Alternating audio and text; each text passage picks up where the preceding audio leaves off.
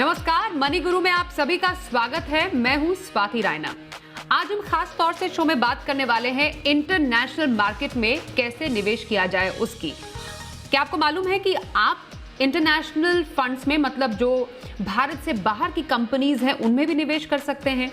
Direct नहीं, लेकिन mutual fund के जरिए भी आप निवेश कर सकते हैं। तो कई ऐसे तरीके हैं जिसके थ्रू आप अपने पोर्टफोलियो में इंटरनेशनल फंड का एक्सपोजर रख सकते हैं। लेकिन ये किन के लिए है, ये समझना भी बेहद जरूरी है और इसके फायदे आपके लिए क्या हैं, ये आज हम अपने इस शो में समझेंगे।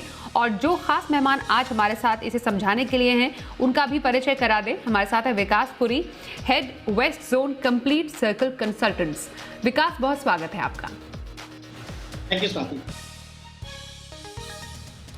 क्या खास आज हम शो में चर्चा करेंगे, उस पर एक नजर डाल लेते हैं। जानेंगे इंटरनेशनल मार्केट में निवेश के क्या हैं फायदे, इंटरनेशनल मार्केट में निवेश की कैसे करें शुरुआत, विदेश में निवेश पर कैसे तय होती है टैक्स देनदारी, साथ ही किसे करना चाहिए इंटरनेशनल फंड में निवेश। तो विकास, हमारे पास कई दर्शकों के सवाल आए थे ये समझने और जानने के लिए कि अगर भारत से बाहर की कंपनियों में निवेश करना है अगर, तो उसका तरीका क्या है। इसलिए हमने सोचा ये समझने की कोशिश करें अपने एक्सपर्ट से कि इंटरनेशनल मार्केट में निवेश कैसे किया जाता है। सबसे पहले समझना चाहेंगे जो इंटरनेशनल फंड होते हैं उनकी अपनी जो एक डेफिनेशन है वो किस तरह की है। स्वाति, एक बेसिक चीज से शुरू करते हैं कि एक इंग्लिश में कहावत है कि near to church and away from God. तो वैसा ही सिचुएशन कुछ इंटरनेशनल फंड्स का है कि अगर कोई एक रिटेल इन्वेस्टर ये सोचता है कि काश मैं यूएस में अपनी इन्वेस्टमेंट्स करता, या जापान में इन्वेस्टमेंट्स करता, या यूरोप में अपनी इन्वेस्टमेंट्स करता, तो किस तरीके से करता वो, और क्या जरिया है कि मैं ऐसी इंटरनेशनल मार्केट्स में एक इन्वेस्टर बन सकूं। और एक रिटेल इन्वेस्टर की जब हम बात करते हैं, उनको ये लगता है कई बार कि ये बहुत दूर की सोच है, या ये इतना डिफिकल्ट है कि हम कर नहीं पाएंगे उसको। और एक और चीज आपको बहुत इंटरेस्टिंग ये बताता हूँ कि हम पर्सनल लाइफ में इन सब इन्वेस्टमेंट्स की जब हम बात करते हैं, तो चाहे वो कंपनी हो, फेसबुक या एप्पल या गूगल, हम डेली लाइफ में अपना पर्सनल लेवल पे इतना उसको यूज करते हैं, they are so close to us. But जब हम इन्वेस्टमेंट की बात करते हैं तो हमें लगता है कि हम तो इसके तक पहुंच नहीं सकते और ये हमारी पहुंच से दूर है। बट ऐसा नहीं है। इंडिया में अगर कोई इन्वेस्टर ओवरसीज मार्केट्स में या इंटरनेशनल मार्केट्स में इन्वेस्ट करना चाहता है, या वहां के स्टॉक्स लेना चाहता है, इंडियन म्यूचुअल फंड इंडस्ट्री उनको एक बहुत ही सिंपल सा, सहज सा एक प्लेटफॉर्म देती है, जिसमें आप एसआईपी रूट से या नॉर्मल जो डोमेस्टिक म्यूचुअल फंड में आप इन्वेस्ट कर रहे हो, ठीक उसी तरीके से आप इंटरनेशनल मार्केट्स में भी इन्वेस्ट कर सकते हैं। और उसके लिए अलग अलग म्यूचुअल फंड्स के पास में अलग अलग ऑप्शंस हैं, स्कीम्स हैं और फंड्स हैं। ओके, तो अलग अलग फंड्स में आप अपने पोर्टफोलियो में जो इंटरनेशनल एक्सपोजर है उसको शामिल कर सकते हैं।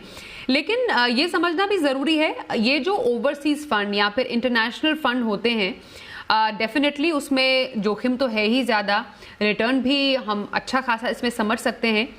लेकिन कैसे निवेशक के लिए इंटरनेशनल फंड हो सकते हैं, ये हमें मालूम है कि हर एक इन्वेस्टमेंट इंस्ट्रूमेंट हो गया या फिर कोई फंड है, उसमें जो निवेशक, कैसे निवेशक उसमें निवेश कर सकते हैं, उसका एक पैमाना किसी एक ना एक तरीके से तय है। तो इंटरनेशनल फंड में, इंटरनेशनल मार्केट में एक्सपोजर कैसे निवेशक को करना चाहिए। जो लोग म्यूचुअल फंड इन्वेस्टमेंट्स कर रहे हैं काफी समय से, अब जो बोलेगा कि मैं आज ही इन्वेस्टमेंट शुरू कर रहा हूं म्यूचुअल फंड में, और हम उनको बोले कि आप इंटरनेशनल मार्केट में एक्सपोजर लीजिए, तो वैसे इन्वेस्टर्स के लिए नहीं है। It is mainly for learned investors या एक्सपीरियंस्ड इन्वेस्टर्स जिनका ऑलरेडी मार्केट में एक्सपीरियंस है, म्यूचुअल फंड इंडस्ट्री या डायरेक्ट शेयर मार्केट को वो अच्छे तरीके से समझते हैं। तो उनको इस चीज का आइडिया रहता है कि इंटरनेशनल मार्केट में अगर हम इन्वेस्ट करते हैं तो क्या सही समय है, क्या सही अवधि होनी चाहिए, और कितना इन्वेस्टमेंट उसमें हम कर सकते हैं। तो फॉर एग्जांपल एक एग्जिस्टिंग पोर्टफोलियो है, तो एक इन्वेस्टर जो बहुत ही कंजर्वेटिव इन्वेस्टर होगा, उसको भी कम से कम 5 से 7% का इन्वेस्टमेंट होना चाहिए उनके पोर्टफोलियो में इंटरनेशनल मार्केट्स का। और एक लर्नेड इन्वेस्टर है या जो काफी जानकारी रखते हैं इंटरनेशनल अफेयर्स की, इंटरनेशनल मार्केट्स की, तो बहुत सारे हमारे इन्वेस्टर्स ऐसे हैं जिनका 10 to 15% या little more exposure international markets में है। और कुछ तो ऐसे भी होंगे जिनका इंटरनेशनल मार्केट्स में ज्यादा एक्सपोजर है as compare to domestic markets. Okay अब जैसे हमारे एक दर्शक हैं, हम इस वक्त फेसबुक पर भी लाइव हैं, विनीत सिंह रजावत हमारे एक दर्शक जो हमें देख रहे हैं फेसबुक, वो कह रहे हैं कि इंटरनेशनल म्यूचुअल फंड में इन्वेस्ट करना कैसे है, तरीका क्या है, ये समझना बेहद ज़रूरी है। और जिनका हमारे शो के दौरान ये उनकी उत्सुकता बढ़ रही है और समझने की कि आखिरकार इंटरनेशनल कंपनीज में भी अब निवेश किया अगर जा सकता है म्यूचुअल फंड रूट के जरिए, तो वो पहला कदम रखा कैसे जाए।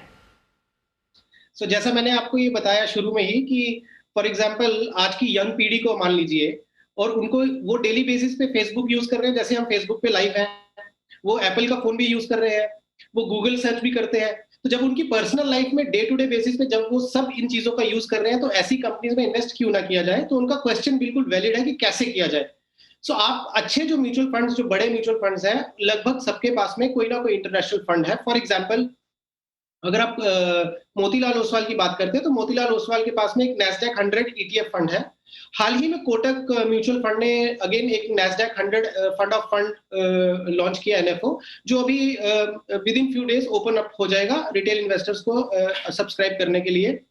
फ्रैंकलिन इंडिया का बहुत पुराना फंड है, Franklin India feeder US opportunities fund, या पहले जेपी मॉर्गन था जो अभी ईडलवाइज हो गया, तो ईडलवाइज यूएस टेक्नोलॉजी फंड। सो आपको अगर यूएस में इन्वेस्ट करना है, तो ये सब म्यूचुअल फंड्स के पास में स्पेशल फंड्स हैं जो इंटरनेशनल मार्केट्स में इन्वेस्टमेंट करते हैं। वो बहुत सिंपल है, आप you can invest as low as 5,000 rupees lump sum में, या आप 1,000 रुपए या 2,000 रुपए की अगर एसआईपी करना चाहते हैं, जैसे आप रेगुलर इंडिया में म्यूचुअल फंड्स का इन्वेस्टमेंट कर रहे हैं, ठीक उसी तरीके से आप ये इंटरनेशनल मार्केट में इन्वेस्ट कर सकते हैं। बिल्कुल। इनफैक्ट हमारे एक दर्शक फेसबुक पर सवाल भी जानना और समझना चाह रहे हैं, अभिषेक अग्रवाल जी, कि लमसम सही रहेगा या एसआईपी से शुरुआत करें, बेटर क्या रह सकता है इंटरनेशनल फंड में अगर निवेश करना है। देखिए आज के सिनेरियो में, क्योंकि यूएस मार्केट्स काफी रन अप हो चुका है, जैसे हमारे इंडियन मार्केट्स ने भी ऑल टाइम हाई देखा, निफ्टी 15,000 के ऊपर आ चुका है, उसी तरीके से यूएस मार्केट्स भी, डाउ जोन हो गया या नैस्डैक, ये सब इंडाइसिस जो है ऑल टाइम हाई पे चल रहे हैं। तो ऑब्वियसली लमसम तो मैं बिल्कुल भी सजेस्ट नहीं करूंगा। इनफैक्ट लमसम अमाउंट जिनके पास हो, वो वही जो हम एक डोमेस्टिक म्यूचुअल फंड में करते हैं कि लिक्विड फंड या अल्ट्रा शॉर्ट टर्म फंड में डालिए और वहां पे एसटीपी कर दीजिए या फिर एसआईपी स्टार्ट कीजिए।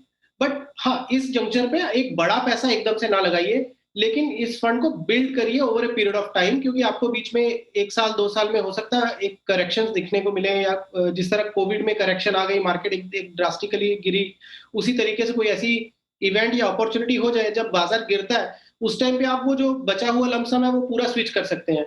बट स्टार्ट एसआईपी रूट से करिए या एसटीपी रूट से। ओके, एसआईपी और एसटीपी रूट करना इंटरनेशनल फंड में ज्यादा एडवाइजेबल है, ऐसा विकासपुरी कह रहे हैं। एक और सवाल जो फेसबुक पर हमारे सामने आ रहा है इंटरनेशनल फंड के लिए ही, वो ये है कि संजय अरोरा जी पूछे, इंटरनेशनल फंड की कैटेगरी कौन सी है। ये एक पूरी कैटेगरी डेफिनेटली है, ये पूरा 100% इक्विटी है या इसमें डेट का भी कुछ एक्सपोजर रहता है।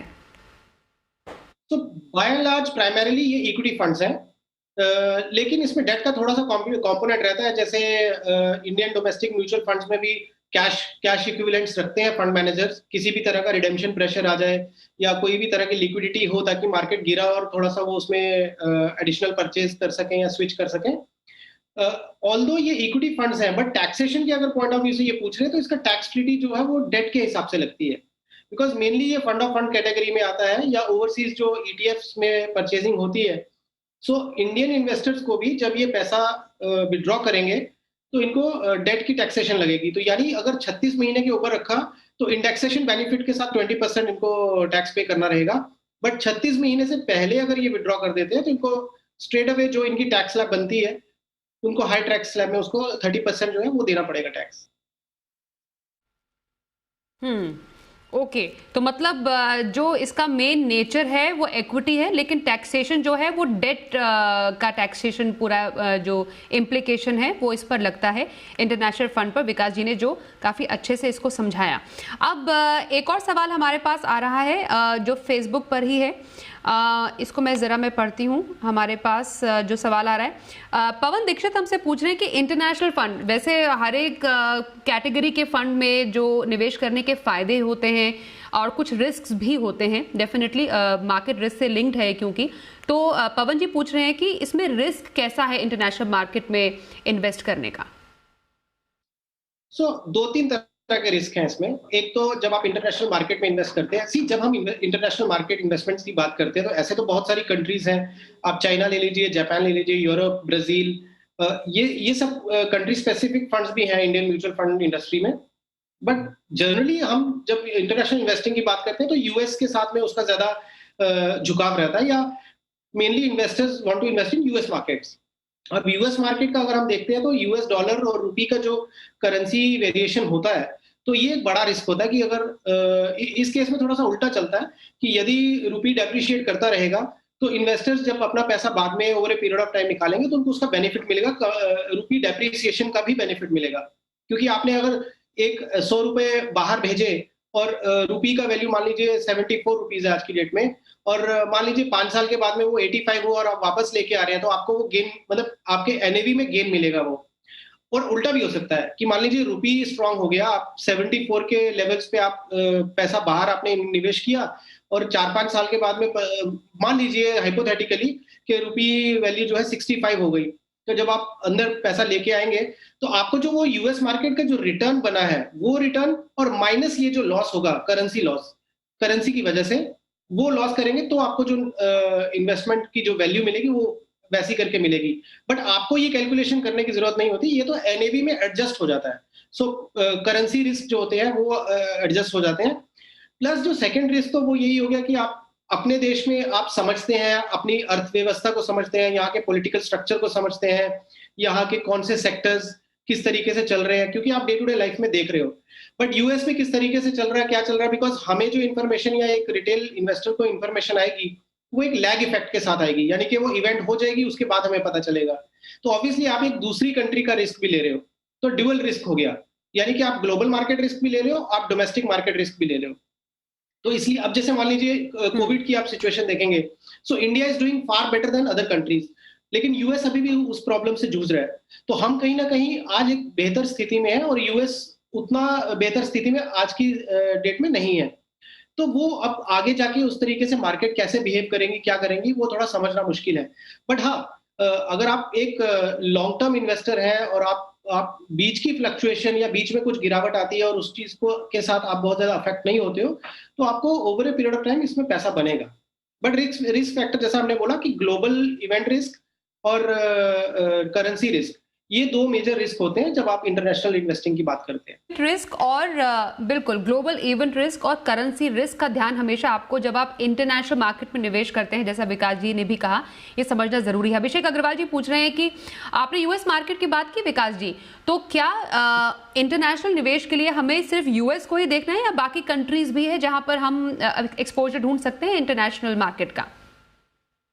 देखिए, इन्वेस्टमेंट तो आप कहीं भी कर सकते हैं। अब चाइना के फंड है तो चाइना फंड में कर सकते हैं, जापान के कर सकते हैं। आउटलुक एक देख के कि कौन सी कंट्री में या कौन से इंटरनेशनल मार्केट में आपका पैसा बन सकता है।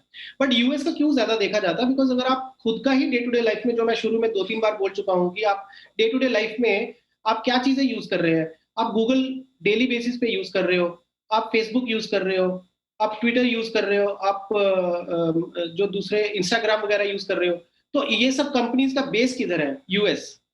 सो जब ग्लोबल कंपनीज की बात करते हैं तो Apple company itself is bigger than the GDP of many countries. तो इसलिए यूएस का स्केल बहुत बड़ा मिल जाता है आपको, वहां की कंपनीज का जो डोमिनेंस है वर्ल्ड ओवर वो बहुत बड़ी है। अब आप जापान की बात करते हो तो जापान में भी बहुत बड़ी बड़ी कंपनीज है। सो ये कंपनीज आपका जापान में हो सकता है वो ग्रोथ ना दे रही हो, लेकिन आउटसाइड जापान वो आपको काफी सारी ग्रोथ दे रही होगी। जैसे इंडियन मार्केट्स में ही अगर जापान की कुछ कंपनीज यहाँ पे इंश्योरेंस सेक्टर में हो गया या व्हीकल्स हो गया, तो अगर वो यहाँ बहुत अच्छी ग्रोथ कर रही है या साउथ ईस्ट एशिया में बहुत अच्छी ग्रोथ कर रही है तो बेनिफिट पेरेंट कंपनी को जाएगा। उसी तरीके से जो यूएस की कंपनीज है which are dominating the entire world, वो सारी पूरे देशों में, पूरे दुनिया के देशों में जब अपना बिजनेस करती हैं तो उसका अल्टीमेट जो बेनिफिट है वो पेरेंट कंपनी को जाता है। तो इसलिए US becomes more attractive from investment point of view. बिल्कुल, ओके, कुछ और सवालों के जवाब हम समझेंगे। फेसबुक पर बहुत सारे सवाल हमारे पास इस वक्त आ रहे हैं। कुछ इंटरनेशनल फंड्स विकास जी से भी जानेंगे, अच्छे इंटरनेशनल फंड जिसमें आप निवेश कर सकते हैं और पोर्टफोलियो में इंटरनेशनल फंड का एक्सपोजर आपको कितना रखना चाहिए, ये भी जानेंगे। कुछ और सवालों के जवाब लेंगे एक छोटे से ब्रेक के बाद। देखते रहिए मनी गुरु।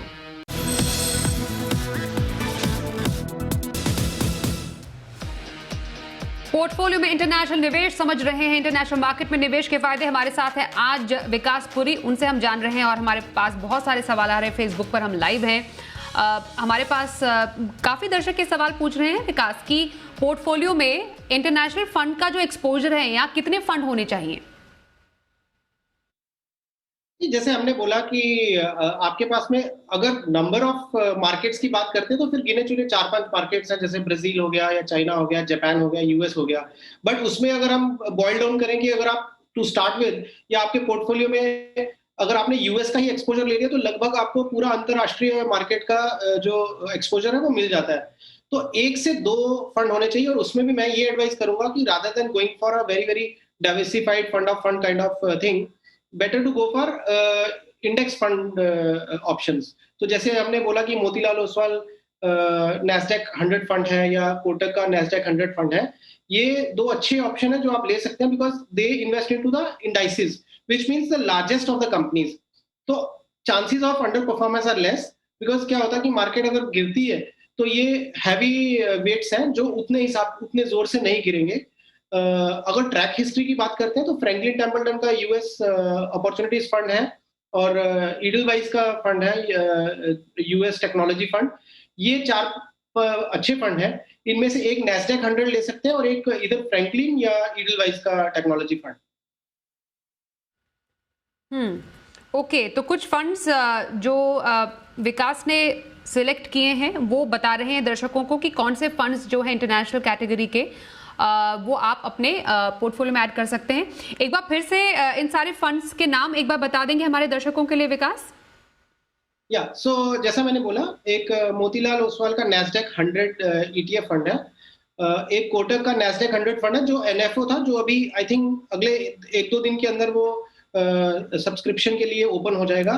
फ्रैंकलिन का बहुत पुराना एक फंड है, Franklin India feeder US opportunities fund, और ईडलवाइज का US technology equity fund of fund. So ये 4 अच्छे फंड हैं जो आप ले सकते हैं इंटरनेशनल मार्केट्स में। इन चारों में से अगर आप मेरे को पूछेंगे तो आप 1 से 2 फंड लीजिए, एक आप ईटीएफ ले लीजिए और एक इधर फ्रैंकलिन और ईडलवाइज, इन दोनों में से एक। सो 2 फंड मोटा मोटा आपके पोर्टफोलियो में इंटरनेशनल के हिसाब से 2 फंड काफी हैं। ओके, तो 2 जो फंड है इंटरनेशनल कैटेगरी के वो आप अपने पोर्टफोलियो में शामिल कर सकते हैं। या 15% तक का एक्सपोजर आपको अपने पोर्टफोलियो में इंटरनेशनल फंड का रखना चाहिए, ये जरूर ध्यान में रखिए। बहुत ओवर एक्सपोजर नहीं रखें इंटरनेशनल फंड का। कितने साल तक का नजरिया, मतलब जैसे हम एक लक्ष्य को एक फंड के साथ जोड़ते हैं तो वो बेटर रहता है, आप ज्यादा डिसिप्लिन रहते हैं निवेश में। तो जब अगर हम इंटरनेशनल फंड में निवेश करते हैं तो किस तरीके की लक्ष्य के बारे में हम सोचें या कौन से टाइम होराइजन को देखना सही रहता है? कितनी लंबी अवधि का जो नजरिया है रखें इंटरनेशनल मार्केट में निवेश के लिए? देखिए, जो हमारे हाथ में है, देखिए इंटरनेशनल मार्केट की परफॉर्मेंस हमारे हाथ में नहीं है, बट हमारे हाथ में क्या है कि अगर टाइम होराइजन ज्यादा है तो हम इमीडिएटली टैक्स स्लैब अपनी 30% से 20% पे आ जाएंगे इंडेक्सेशन बेनिफिट से। तो एक चीज तो ये है कि अगर आपको टैक्स में एफिशिएंसी या फंड के आपके इन्वेस्टमेंट की एफिशिएंसी बढ़ानी है तो आप अवधि 3 साल की करेंगे, आप स्ट्रेट अवे 30% से 20% टैक्स स्लैब में आ गए, तो 10% आपने वहां पे गेन किया। अब दूसरा, जब मैंने ये बोला कि इंटरनेशनल मार्केट्स में आपका ग्लोबल इवेंट्स होते हैं, अनसर्टिनिटीज हो सकती हैं, और आज की डेट में अगर कोई इन्वेस्ट कर रहा है तो 3 to 5 ईयर तो बेयर मिनिमम इन्वेस्टमेंट होराइजन होना ही चाहिए। और अगर आप उसको और लंबे समय के लिए, मान लीजिए 5 से 10 साल, जो लोग अपना इस समय एक्यूमुलेशन स्टेज में है, जो यंग इन्वेस्टर्स हैं, जो अपने रिटायरमेंट के पॉइंट ऑफ व्यू से 10 ईयर, 15 ईयर, 20 ईयर का होराइजन रख सकते हैं, वो सबसे अच्छा रहेगा। Because 3 to 5 is also less according to me. But अगर कोई अपना 10 to 15 ईयर काइंड ऑफ टाइम होराइजन है तो ये इंटरनेशनल मार्केट्स में इन्वेस्टमेंट करना बहुत बहुत बेहतर रहेगा, because over a period of next 10-15 years आपको एक एक्सपोनेंशियल ग्रोथ मिलेगी। और अगर हम ट्रैक रिकॉर्ड देखें पिछले कितने दशकों का, यूएस के सामने में आईएनआर हमेशा 5-6% ईयर ऑन ईयर डेप्रिशिएट हो रहा है, विच मीन्स कि अगले 10 से 15 साल में ये डेप्रिसिएशन और होता गया और आप एक बहुत ही लोअर लेवल के उस पे आ जाएंगे आईएनआर पे या रुपी के लेवल पे। तो जब आप वापस यहाँ पे इन्वेस्टमेंट्स लेके आएंगे और मान लीजिए उस समय आपका फंड परफॉर्मेंस बहुत अच्छा रहा, आपको ये एक एडिशनल गेन मिल जाएगा जो आपको रुपी डेप्रिसिएशन का ओवर द इयर्स मिलेगा। तो जितना लंबा टाइम होराइजन होगा उतना अच्छा आपका रिटर्न छूटेगा। ओके, एक सवाल जो हमारे पास मेल पर आया है जरा उसको भी ले लेते हैं। ओमान से राजेश जी ने हमसे सवाल पूछा है कि वो अपने बेटे के लिए निवेश करना चाहते हैं, पोर्टफोलियो में वो चाहते हैं कि 6 फंड हो, 10 साल का इनका होराइजन है विकास, और कह रहे हैं कि मैं एक अग्रेसिव रिस्क टेकर हूं। पोर्टफोलियो में जो 6 फंड शामिल करने हैं उसमें वो चाहते हैं कि 2 लार्ज कैप कैटेगरी से हो, 2 मिड कैप कैटेगरी से हो, एक फ्लेक्सी कैप कैटेगरी से हो और एक इंटरनेशनल फंड भी हो। 60,000 की एसआईपी इन्होंने रखा है कि हाँ ये कर सकते हैं महीने में। तो ये जानना चाहते हैं कि अपनी इस निवेश की शुरुआत वो कैसे करें और कौन कौन से फंड्स वो पोर्टफोलियो में शामिल कर सकते हैं इन तमाम कैटेगरीज से। तो सी इवन इफ वो अग्रेसिव इन्वेस्टर हैं, बट देन जो मैं फंड्स आपको बोलूंगा वो उनकी ट्रैक हिस्ट्री अगर आप देखेंगे तो ये हर तरह के मार्केट साइकिल को पार करते हुए एक अच्छी सीएजीआर के साथ में ग्रो किया है। तो फॉर एग्जांपल अगर आप लार्ज कैप फंड्स की बात करते हैं तो आप एक्सिस ब्लू चिप फंड और मेरे लार्ज कैप फंड ले सकते हैं जो लार्ज कैप कैटेगरी के हैं। मिड कैप कैटेगरी में अगेन आप कोटक मिड कैप और एक्सिस मिड कैप ले सकते हैं। और फ्लेक्सी कैप फंड में आदित्य बिरला सन लाइफ जो पहले इक्विटी फंड होता था अभी फ्लेक्सी कैप फंड हो गया तो वो आप ले सकते हैं। और इंटरनेशनल फंड में आप या तो मोतीलाल ओसवाल नैस्डैक 100 लीजिए, या मैं कोटक इस समय आपको एडवाइस इसलिए करूंगा यदि आप अभी स्टार्ट कर रहे हैं क्योंकि एनएफओ खत्म हुआ है और उनके पास में एक लार्जर अमाउंट ऑफ मनी जमा हुआ होगा जो कि फंड मैनेजर के पास टाइम होगा डिप्लॉय करने के लिए अगले 1 महीना या 45 दिन का। तो अगर बीच में कुछ छोटी मोटी करेक्शन या गिरावट आती है तो ये एनएफओ की वजह से उनके पास जो पैसा पड़ा उसका वो बेनिफिट उठा सकते हैं। तो इंटरनेशनल एक फंड अगर आपने लेना है तो कोटक नैस्डैक 100 फंड आप ले सकते हैं। तो ये 6 फंड आप लेंगे so you can easily look at 11 to 12% का CAGR comfortably for over a period of 10 years। Okay, एक क्विक सवाल फेसबुक से लेते। निशान जी कह रहे हैं कि अब अगर म्यूचुअल फंड के थ्रू नहीं करना है निवेश, कोई और जरिया है इंटरनेशनल मार्केट में निवेश करने का? जी अभी बहुत सारे प्लेटफॉर्म हो गए हैं, जैसे बहुत सारे ब्रोकिंग फर्म्स जो हैं वो अब इंटरनेशनल मार्केट में एक्सपोजर लेने के लिए प्लेटफॉर्म क्रिएट कर दिया उन्होंने।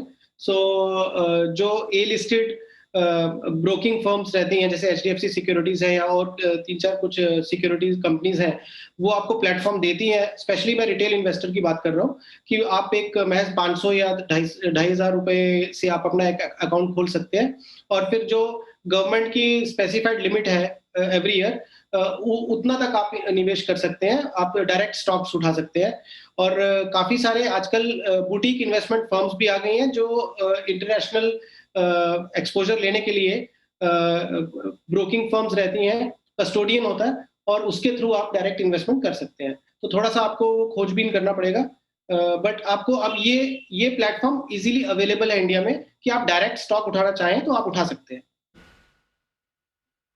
ओके, तो कई ऐसे तरीके हैं इंटरनेशनल मार्केट में निवेश करने के, किसको निवेश करना चाहिए, किन बातों का ध्यान रखना चाहिए और टैक्सेशन प्रक्रिया क्या है पूरी, ये समझाने के लिए और बताने के लिए विकास आप हमारे साथ शो में शामिल हुए, आपका बहुत शुक्रिया।